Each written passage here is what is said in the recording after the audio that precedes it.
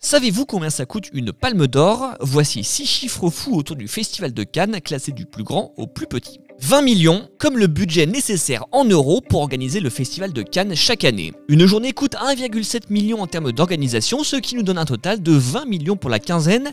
Et qui paye l'addition? L'argent public, pour la moitié. Grâce au ministère de la Culture par le biais du CNC, le Centre National de la Cinématographie et de l'Image Animée, le Conseil Régional de Provence-Alpes-Côte d'Azur ou encore le Conseil Général des Alpes-Maritimes, l'autre moitié est financée par les partenaires tels que L'Oréal, France Télévisions ou encore Renault. Mais c'est un investissement qui rapporte. En 2014, les retombées économiques pour la ville de Cannes et les 31 communes alentours étaient de 72 millions d'euros, dont 92% provenant des 84 400 visiteurs accrédités ou non cette année-là. 230 000, comme la population de Cannes pendant le festival. En temps normal, la ville de Cannes compte quelques 74 000 habitants, mais ce chiffre triple à la mi-mai pour monter jusqu'à 230 000 personnes. Depuis quelques années, on compte pas moins de 4 500 journalistes et techniciens pendant la quinzaine, et le nombre de festivaliers a même atteint les 80 000 en 2018, un record pour un festival culturel de ce genre. 20 000 comme le prix en euros d'une palme d'or. Créée en 1954, la récompense suprême du Festival de Cannes vaut la coquette somme de 20 000 euros. Si sa dimension est relativement réduite, ce sont les 118 grammes d'or jaune 18 carats qui lui donnent la majorité de sa valeur. Notons par ailleurs que sa confection nécessite plus de 40 heures de travail à la main par l'un des partenaires du festival, la fameuse maison de joaillerie Chopard. 2160 comme le nombre de mètres de tapis rouge utilisés pendant une édition. Le tapis rouge que foulent les stars et festivaliers à Cannes mesure très exactement 60 mètres et recouvre les 24 marches qui mènent au palais des festivals. Pour rester parfaitement propre jusqu'à peu, il est échangé pour chaque montée, donc près de 3 fois par jour, ce qui a fini par énerver les organisations écologistes car cela représentait quand même, en ajoutant tous les tapis utilisés ailleurs dans le palais, près de 7000 m² de moquette, soit à peu près 80 tonnes.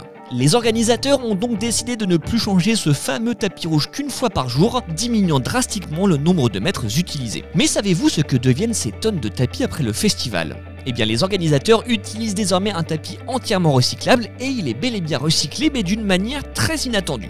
Après le festival, le tapis rouge cannois est traité pour retirer ses saletés, puis il est envoyé dans une usine en Italie où il est recyclé. Il est broyé et transformé en granulés de polypropylène qui sont ensuite réutilisés dans l'industrie automobile, notamment pour fabriquer les parties en plastique d'une voiture, peut-être l'une des voitures officielles du Festival de Cannes suivant, qui sait. 840 comme la durée en minutes du film le plus long jamais projeté au festival. En 2017, le Festival de Cannes a fêté ses 60 ans avec un record en projetant le film le plus long de son histoire, The War, un documentaire sur la Seconde Guerre mondiale qui durait pas moins de 14 heures, soit 840 minutes.